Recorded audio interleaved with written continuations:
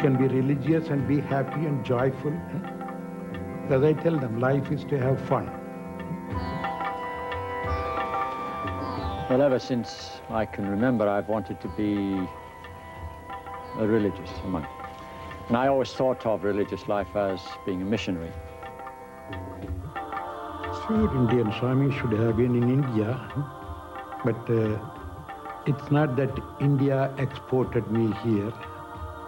Instead, the Americans imported me here. I came out in Ceylon in 1952, P&O, SS Canton, very beautiful, 2 weeks at sea, marvelous way to travel out to the east. Brother James Kimpton and Sri Swami Satchidananda come from different spiritual and cultural traditions. What they share in their respective ways is a life dedicated to serving and teaching others. They are gurus, and each has found their vocation in an adopted country. Their journeys have involved crossing cultural divides that separate East and West. I got on this train, typical Tamil train, 5 hours late, very hard, slatted bunk. People all around talking at the top of their voices, having a quiet conversation in Tamil, all night long. And there was a brother at the Madurai station waiting to meet me. He'd been waiting the 5 hours, and he was a bit fed up. And my first words to him were, bloody Indian, bloody railways. But as soon as I got out of the railway station and we drove on into Madurai proper, which is a very Indian and Oriental city, suddenly something happened to me. Suddenly everything clicked. It struck me I'd arrived where I belonged. I'd come home, where everything, all my psyche was directed towards this kind of life. James Kimpton was born in Conway, North Wales, in 1925. Following his training as a brother in the Catholic de la Salle order, he taught in schools on the south coast of England. In 1952, he went to Ceylon to put his practical teaching skills and experience to good use in the mission field. Sri Swami Satchidananda was born Ramu Gawanda in 1914 in the southern Indian village of Chittipalyam. His interest in mechanics led to early careers in engineering and welding. After the untimely death of his wife, he became devoted to the spiritual life of service to God.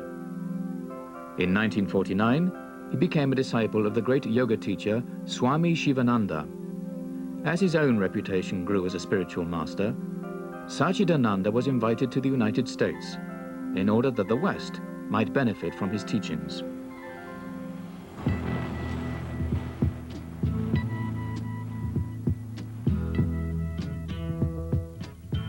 This was really the trend. It was like the newest thing. There was an awakening really happening that everybody wanted to be awoken.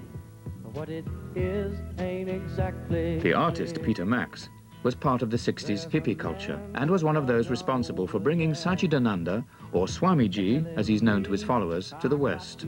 And I said to him, I said, Swami, America needs you. And I remember he kind of laughed, he slapped his knee, and he said, why, America needs me? I said, America needs you. And he said, well, if America needs me, maybe I'll come.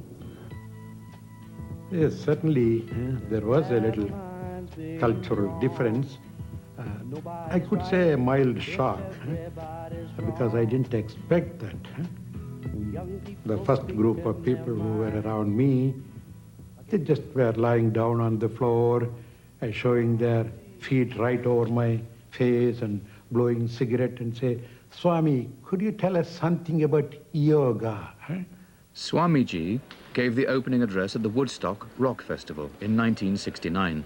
America leads the whole world in several ways. Very recently, when I was in the East, the grandson of Mahatma Gandhi met me and asked me what's happening in America. And I said,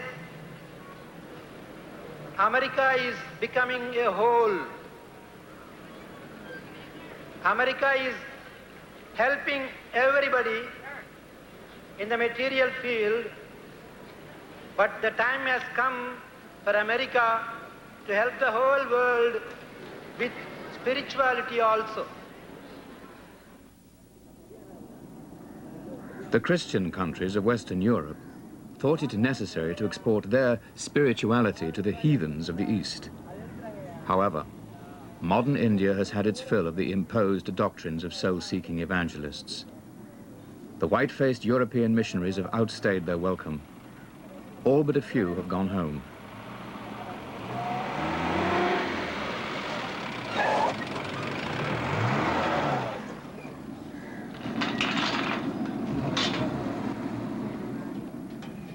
Those that remain are mostly the community workers, people who can help provide shelter, food, water and medical care in the underdeveloped towns and villages.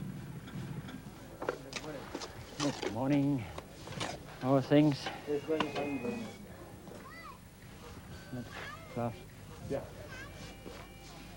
My approach to, even in England, had always been looking over the walls of whatever institution I've been in to see the needs of the area where I'm living. I've never accepted that institutions build the big invisible walls around them, which on the inside say keep in, on the outside say keep out. Since 1974, James Kimpton and his organization have worked among village communities in the southern Indian state of Tamil Nadu.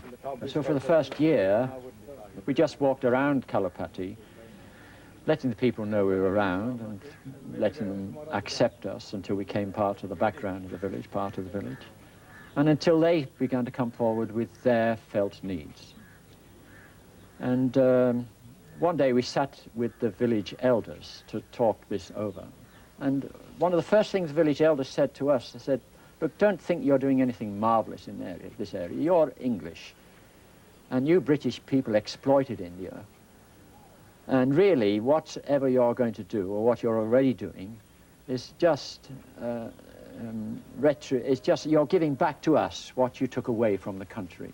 So don't think it's anything really special, which was a come down for me. But what James is able to offer the people certainly want. Huts with bamboo roofs afford little protection against severe weather. Kimpton's brick and tile villa-style houses may appear modest, but for the villagers, they are comfortable homes and much in demand.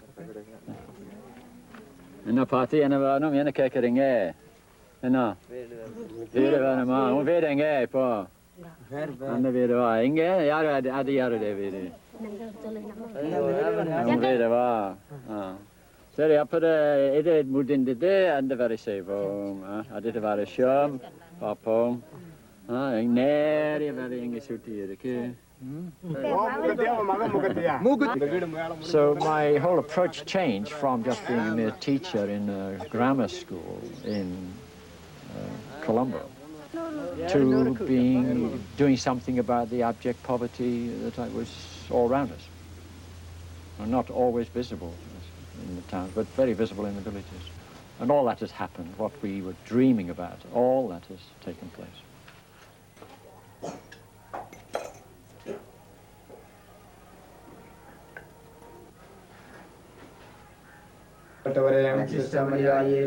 When a home is ready for occupation, there is a ceremonial housewarming. Coconut, salt, saffron and milk are offered as symbols of good fortune. Whenever possible, James attends, offering his personal blessings.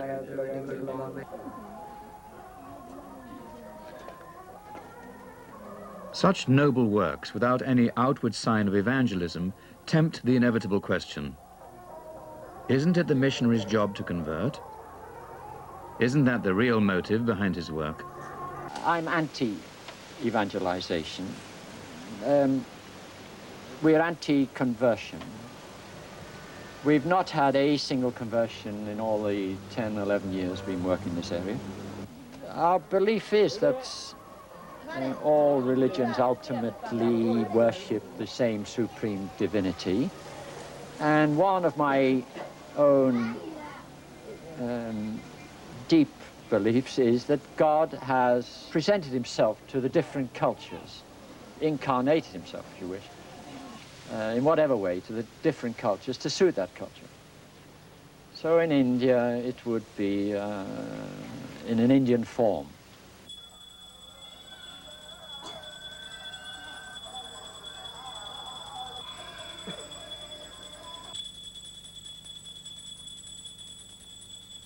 India has been the home not only to its own spiritual traditions, but historically has embraced and accommodated others with apparent ease. Hinduism and Buddhism are noted for their tolerant approaches to religious life, and it's not difficult for Christianity and Islam to find a legitimate place within India's spiritual universe.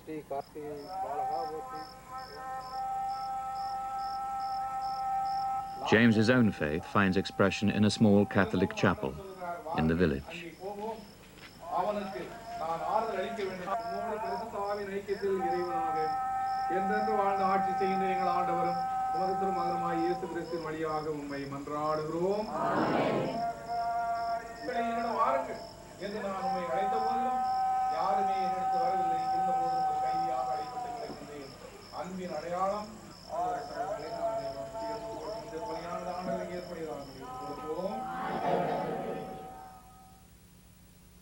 Right now we're in the village of Chettipalayam, where Swami Satchidananda was born, and in fact this is the very house he was born in this room right here.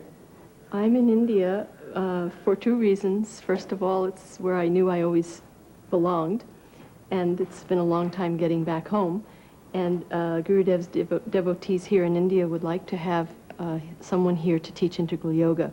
When I was a young child, I remembered having lived in India before. And in fact, I even told my parents that I came from another country and why did they take me away from there. And they, of course, being normal American parents, didn't understand what I was talking about. And then finally, a year later, I saw the first Indian lady in my life wearing a sari. And I grabbed my mother's hand and I said, "Mommy, Mommy, that's where I came from. I lived in that country and I used to dress that way." And so she was completely baffled. She said, "You don't know anything about India, that lady is from India." I said, "No, I lived there before, I want to go home." So basically I always felt that India was my home, and I spent most of my life trying to get back here or finding what I felt was here. And I feel very blessed that when I was in my early 30s, I found Swami Satchidananda and the ashram in the same state where I was living, and I felt that India had been brought to me.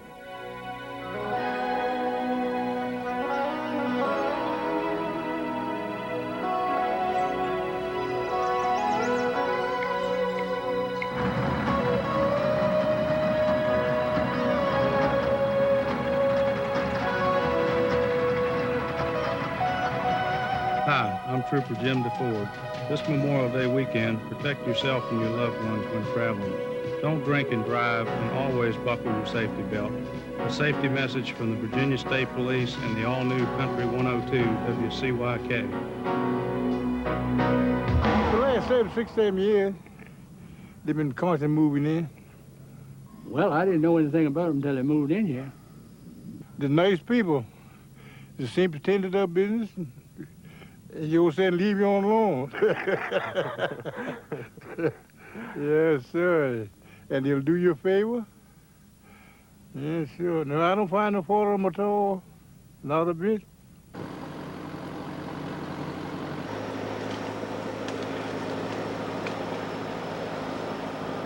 Balance is yoga.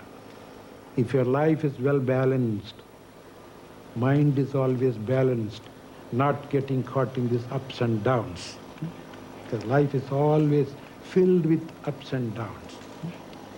In the midst of ups and downs, you maintain your balance. That's yoga. Buckingham County, Virginia, is the unlikely base for Swami Satchidananda's Integral Yoga Institute. The thick woodland has been cleared to make space for an almost self-sufficient community, a spiritual haven away from the stress of modern living. 2 decades after Woodstock, Swamiji is attracting followers from all over the states who come to experience an alternative lifestyle in Yogaville. Well, originally we started with a couple of families, and started teaching and having programs. It's developed into an ashram retreat center, which of course has its programs. We have a general store, a fine arts society that presents cultural programs. We have an audio-video department, book distribution department. Some of the local people have started a construction company. Of course, we have the activities of the ashram, which are the programs and the retreats. Please bring the feet together, removing any long hair or anything from around the neck as we prepare for Sarvangasana, shoulder stand. Have the arms beside the body. Traditional yoga techniques are taught and have been adapted to suit everyone, from the stressed-out businessman to the out-of-condition grandmother. Continue the legs on overhead, lifting the buttocks, the legs come overhead, support the back with the hands, and raise the legs directly into the air. You have to do it when you are in Rome. You don't have to become a Roman, but at least behave like a Roman. So the customs are different here. So we modify it a little without losing the principle. There is an old saying, the same old wine in a new bottle. See? If you give the same wine in the same old bottle, nobody will buy it. Change the bottle, but keep the wine. That's how we adapt. And even some of the Hatha Yoga practices are not really fit all the practices for the Western bodies. Western bodies are very different, and their food that they got used to puts more tension in the body. So we did really modify a lot, and I don't hesitate to make those modifications as long as it doesn't lose the life part in it.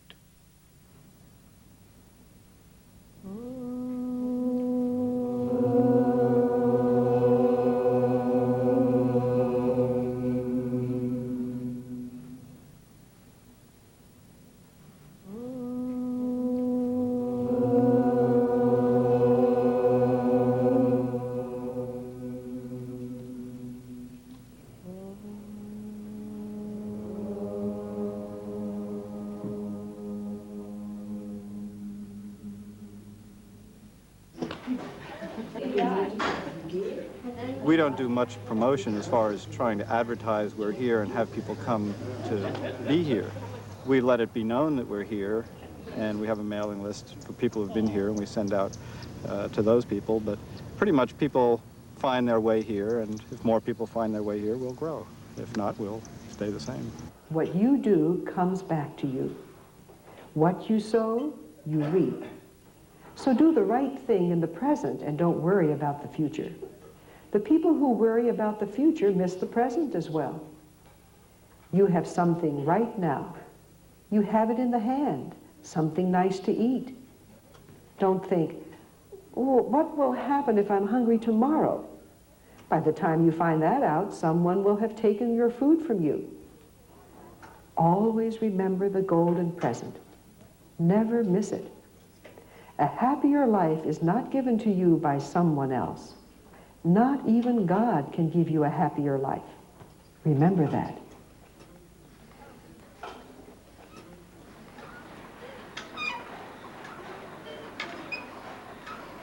A happier life for the people of Kalupati is possible through the availability of work.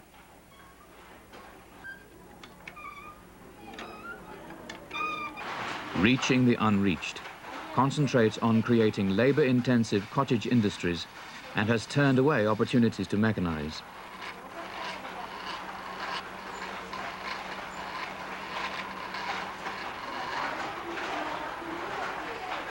This modest textile industry is run as a cooperative and provides jobs for over 100 villagers. In this way, the community can begin to look after its own needs and become less dependent on foreign and government aid.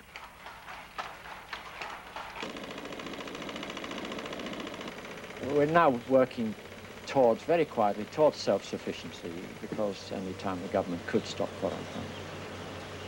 But certain parts of our work would just have to stop if the foreign funds stopped, like water supplies and housing. We'd like to keep things like medical and schools and that going.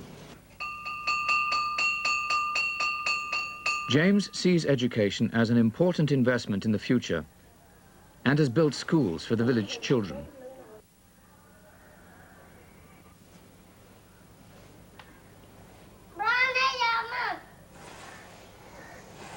Yoga breathing exercises prepare the children for their school day, as well as keeping them in touch with their own culture.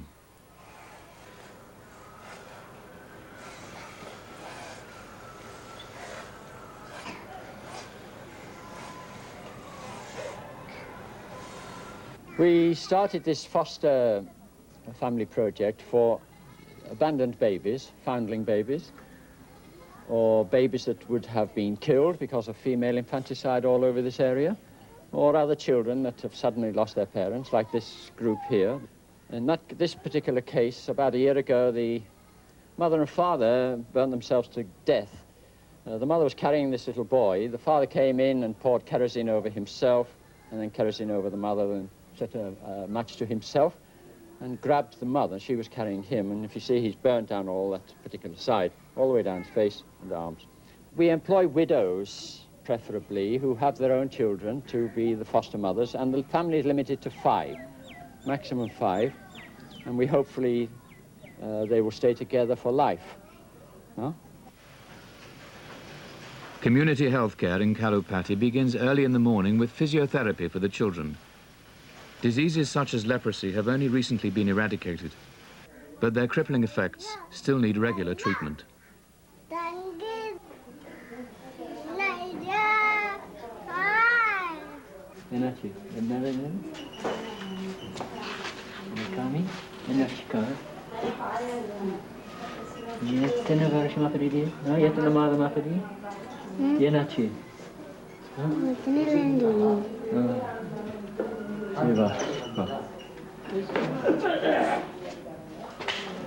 Ronnie, you have a look at this case, please. Very bad.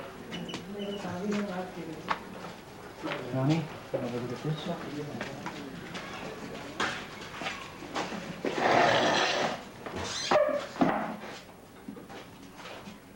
Seems to have broken her leg. Looks like osteomyelitis, huh?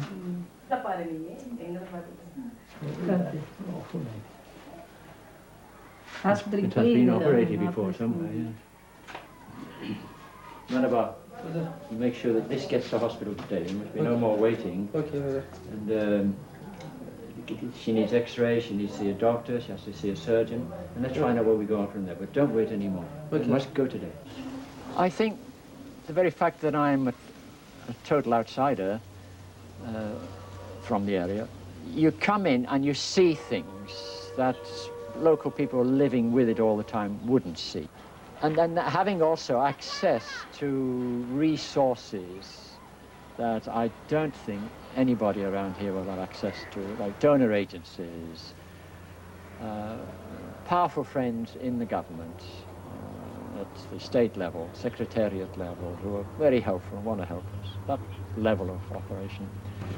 And very good friends in the West who are ready to fund us on all kinds of things. And without funds, there's no way you can do this kind of work. Funding from Europe has helped James create projects in housing, medicine, education and water resources. But it has also made him conspicuous. There's always the danger, as has happened with other foreigners, not necessarily missionaries. They're given a fortnight to move out, and I know many cases where they've been here all their lives and nothing to go away to. They go back to England, nothing in England, everything they have is here in India.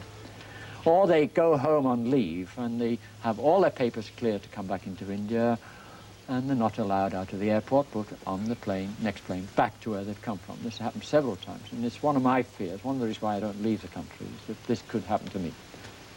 Because whether I like it or not, I'm one of the more noticeable figures in South India.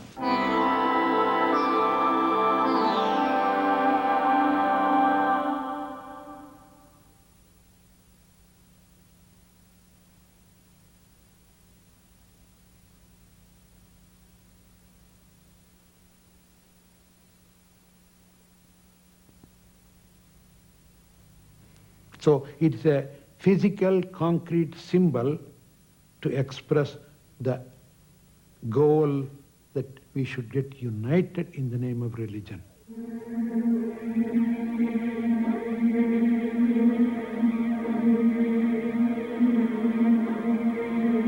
Then I thought there should be a place to remind that, a permanent place.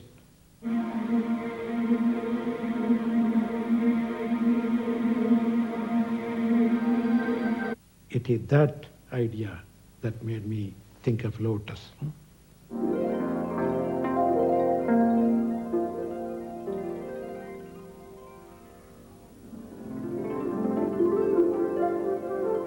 Lotus, Light of Truth Universal Shrine, is the centerpiece of Yogaville.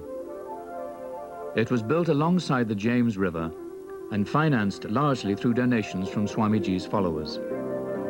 The one central light illuminates the many shrines, dedicated to all the world religions, and embodies Swamiji's belief in the unity of all faiths.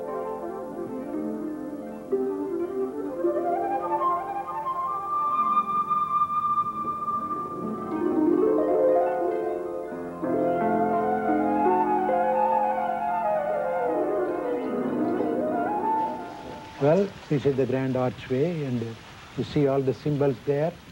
Each represent a particular faith, major faiths in the middle. So we want to try to cover all the faiths under one roof. Now, these are the offering stones, we call it. This is where you break a coconut with the idea that you are breaking your ego and get yourself cleaned, so that when you walk into the shrine, your vision, your perception will be clean, not colored by your ego.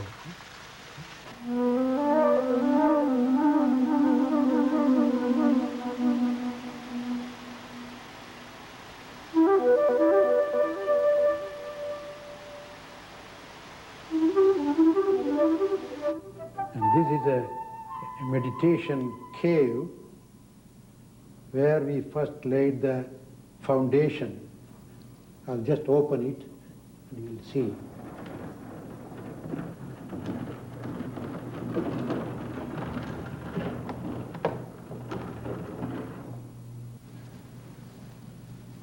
See here, the very center of the floor, we had a 16-inch cube, a box like. Those days we called it gem box. It contains all the holy objects from various holy places all over the world. There is even a small rock from the moon. So it has tremendous vibration, very healing vibration. We hear people saying, even when they come with a lot of pain, maybe heart pain, cancer pain, whatever it is, they just come and sit around here, the ground floor or upper floor, and they feel no pain at all. They feel so healed.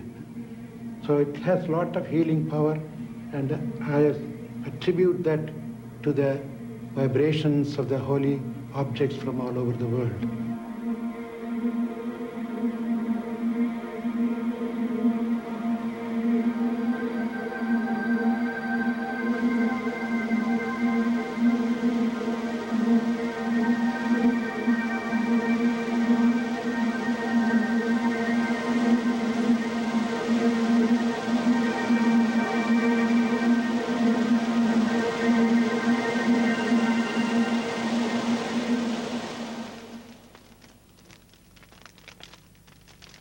We also have, in addition to things like the food store and the construction company, we have fire departments. Some of the members are on the local rescue squad.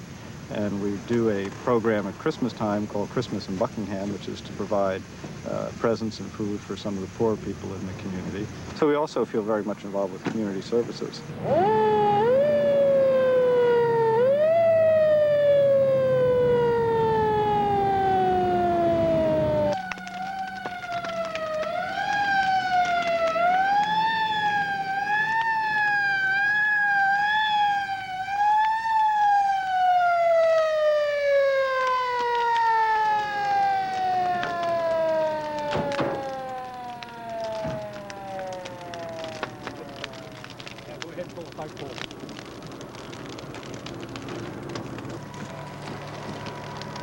Open your valve.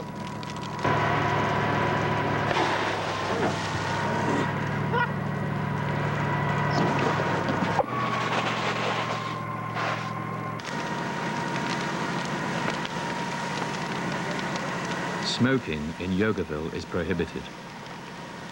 Other ground rules, such as no meat and no alcohol, are also observed. This kind of alternative community is similar to James Kimpton's Kalupati in that it shares a quest for self-sufficiency. The vegetables eaten in the dining hall, for example, come from Yogaville's own organic garden. Now, keep it the same size. The Integral Yoga School caters for the educational needs of youngsters between kindergarten and high school age. The teaching focuses on the process of direct experiential learning that reflect yoga principles such as nonviolence, a spirit of dedication, and universal brotherhood.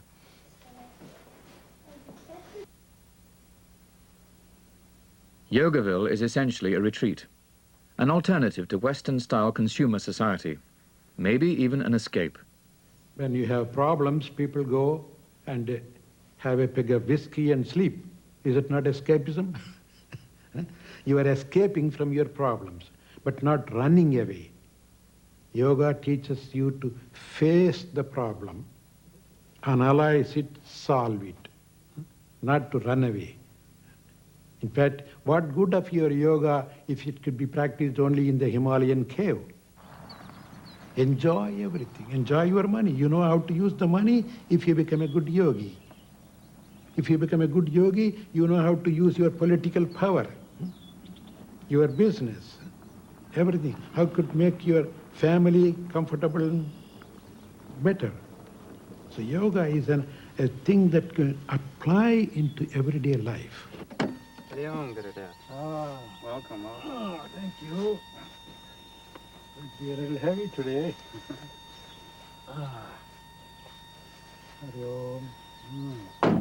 Oh, it's wonderful weather, huh? Yes, beautiful day. Beautiful. Good. Huh? Did you check everything? Everything's checked. Check. Plenty of fuel. Good. Much of Swamiji's time is spent traveling. He responds to invitations which come from as many integral yoga centers throughout the world, and also from various other groups that know and respect his teachings. And here's your seat. During his travels, he has met with many of the world's religious and spiritual leaders.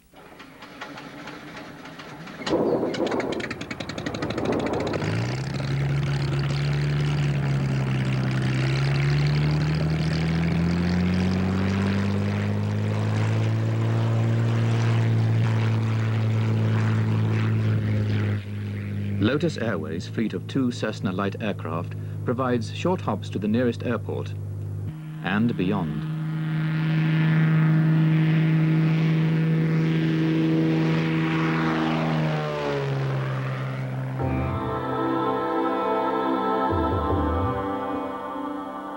I'm gifted in many ways. I have all kinds of talents, which I'll have to answer for to the Lord eventually. One of James's many talents is his uncanny ability to find water in apparently dry areas of land. His 95% success record as a water diviner has made him much in demand in the villages, some of which are in the 11th year of drought. Normally I'll go into a village and I'll ask the people, where do you want water? And they'll point out an area. And I'll stand in that area and draw a site plan myself. Stand in, just look around and draw a whole lot of landmarks in a small notebook. And on that notebook, I will then, with the pendulum, divine all the water that's available, every stream that's available in that area, but on that notebook. So I now know where the streams are. So we go down the other side now. Now I want a stream, oh, we're lucky. We've got a stream that's going to cross these 3 streams. We've already found 3 streams. Which way are you going? Okay, across this way. Good place. People will be happy. See if there's any more. Yes, another stream. Where are you going? Behind the temple. Okay. Now for me, that's enough.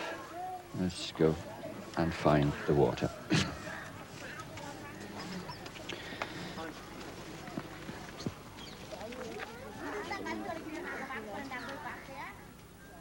first stream crossing. There. Can you put a stone here? And we're going on for the next stream now. Second stream.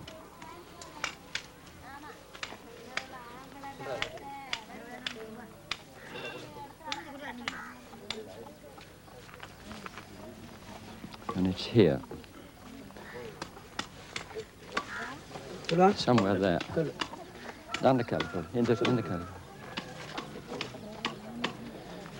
Now they can choose, we'll ask the village which one, that one or that one, and then I'll precisely mark it. Where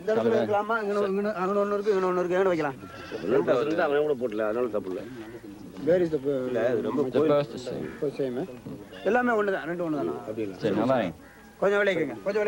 Now mark it precisely. It has to be marked within an inch in black granite.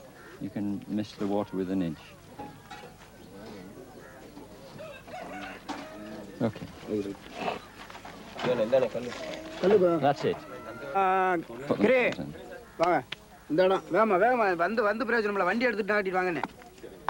So they've chosen this one. The very remote villages we're going to, they see this white man, and a lot of the children especially have never seen a white man before. Some of the adults have. And they see him come into the village and step out of the car and pull out this crystal pendulum, which I must admit is purposely chosen to make it attractive. Because it flashes rainbows. And they see me step out and start drawing this map and drawing red lines on the map and finding all these streams. They're just aghast at this. And then they see me immediately go and pinpoint the place. And then there's the drilling rig waiting to push me off. And within a matter of 10 hours, they see water gushing out of the ground, 150 feet down, a dead, dry piece of land. A lot of the villagers will think that I'm some kind of a god, a Devan. And they say that. And even in these local villages, the older women, especially the older women, tell me that I'm their god. Which is very embarrassing, and I keep pushing and keeping it at arm's length.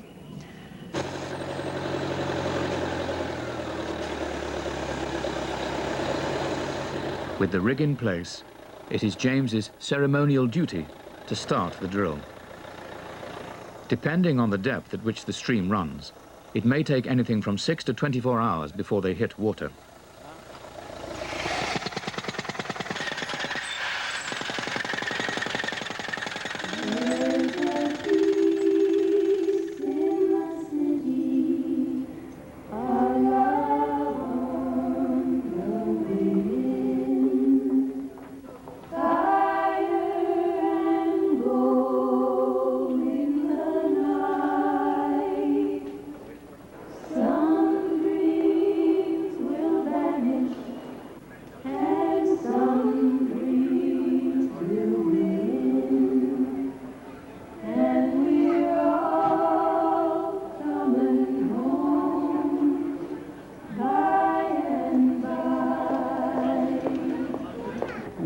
Focus more on a person's self-development, so they become healthy cells in the body of God. In a way, that's a social service. If you can make a cell healthy and living for the good of the whole, you've done your part in a social way also. In other words, religious development has a very much a social repercussion. You work with the individual and society will take care of itself. A guru is probably the most important thing that can happen to planet Earth. I think this big environmental movement that happened out of America just now has a lot to do with several of the gurus who've come here. Certainly in my experience with Satchidananda, it has to do because he inspired us with goodness. He inspired us with service. He inspired us with purity. He inspired us with loving ourselves, loving others, loving other creatures. And I think as the gurus came into America, as Satchidananda came to America, at the same rate, I think peace occurred in the world. I mean, this is how I perceived it. It may be his work, it may be works of others, but it's a spiritual work as a whole. As the spiritual work came west, you know, it manifested itself into the people. And the people that he touched, certainly their directions changed. You can have this one. You can have. Okay, thank you.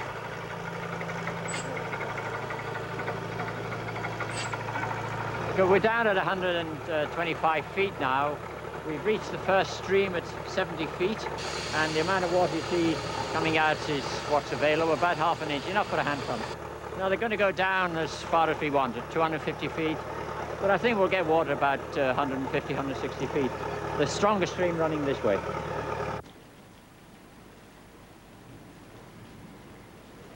Is it rain? Huh? So nobody will go out now.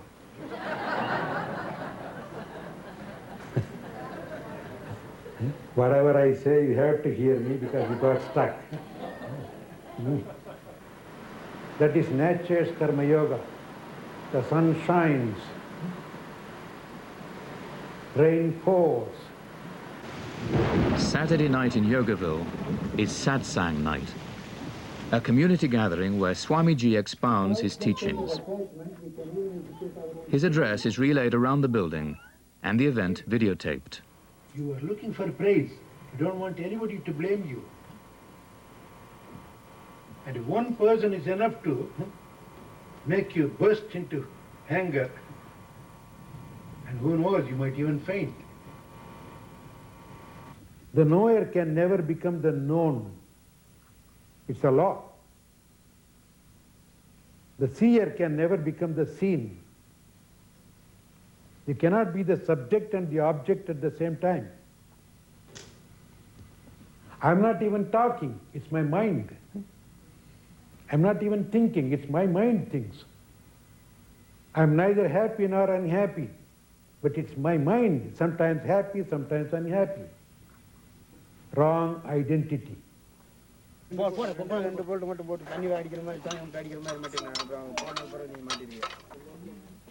When the borehole is complete, the new well is capped and the pump assembled.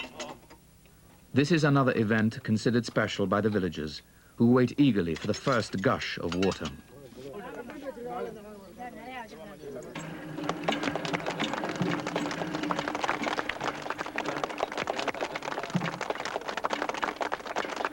I think what keeps me in this work here is my contact with the everyday people, the simple little people, especially the children. And I've told folk at home that I'm not coming back. And my own people understand this, my own family members understand that I'm not coming back. And they don't pressurize me at all. And nobody now in the West is pressurizing me. So everybody knows I've made my mind up, I'm staying out here, and that's it. I haven't been home for 20 years. I'm more Indian than English in some ways.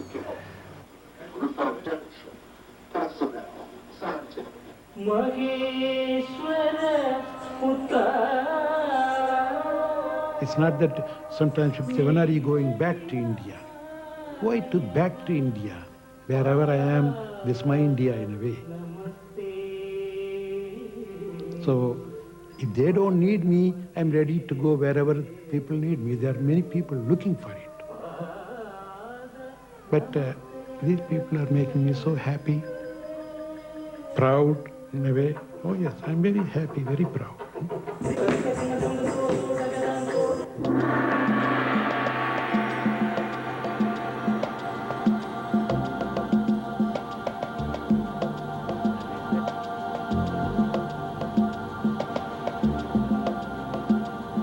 America may be the land of the free, where anything goes.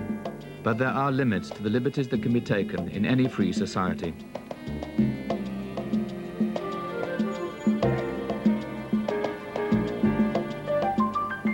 The misconduct and eventual prosecution of spiritual teachers like Rajneesh has caused attention to be focused on the many cults that reside in the US.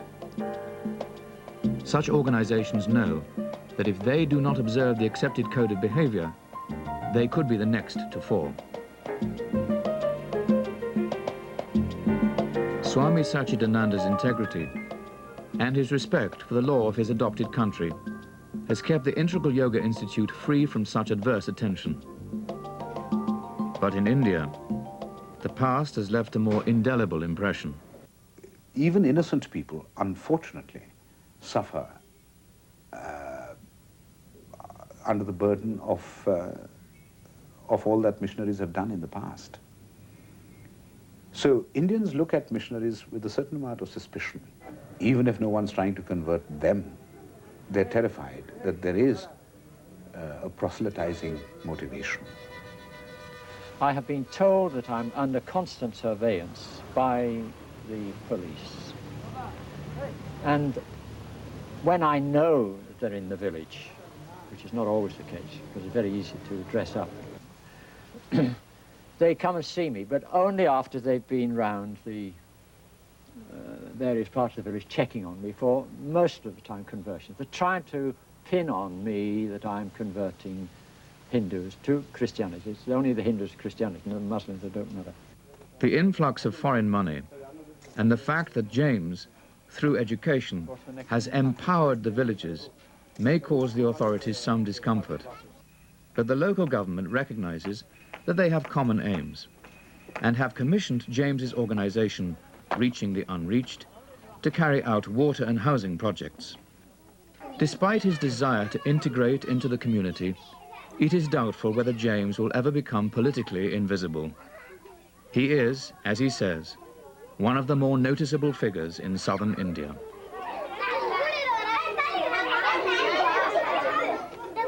What they have is a physical poverty, but a spiritual wealth. What we have is a physical wealth, but a spiritual and emotional poverty, which in a lot of ways is worse. What Mother Teresa says from her work is that the disease of loneliness in the West is worse. In the land of conspicuous consumption, emotional isolation and a lack of spiritual fulfillment have left a vacuum.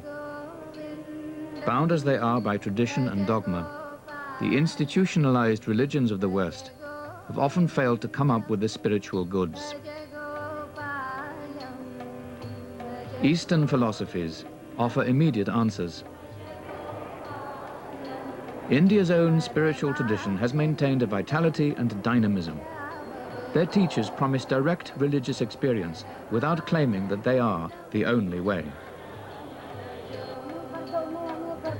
But it is not the holy men that wander around the temples of India who will be the next generation of Swamis in the West.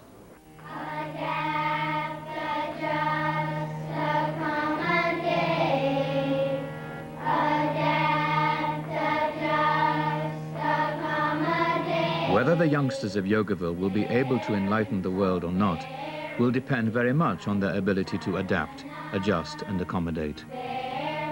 The world beyond Yogaville has a very different set of values. The challenge may well be whether they can integrate in a less accommodating society. Swami Satchidananda has done much to bridge the cross-cultural divide. He has introduced a new vision in his adopted homeland. He has touched and changed lives. Thank you. Wonderful. I don't think there is anything for me to achieve now. I have achieved already. Or not even, when you achieve means something you get. No, I didn't get anything. If I get something, I may lose that again. But I'm having my peace and joy always. There's nothing more than that I look forward. There's nothing for me to achieve. Let me say that unless I can get into my day 2 hours of personal spiritual life, I don't think I could survive. I've always operated on the principle of giving 1/10 of my day to God. And without that, I don't think I could survive. So, in the meanwhile, things may come, they go, I just sit and watch. The sun shines always, clouds might come, dark clouds, white clouds, thin clouds, scattered clouds, and they just pass on. The sun smiles at them. Oh, you try to hide me? Fine, wonderful. So I watch the whole thing as fun in life. I don't think there's any personal reward I want here below. I do get upset sometimes when there's a total lack of gratitude coming back for things we've done, or a lot of trouble we've taken over things. And there's no show of gratitude, which is very, very common. Occasionally I do get upset about that, and it hurts. But I don't think I want any reward.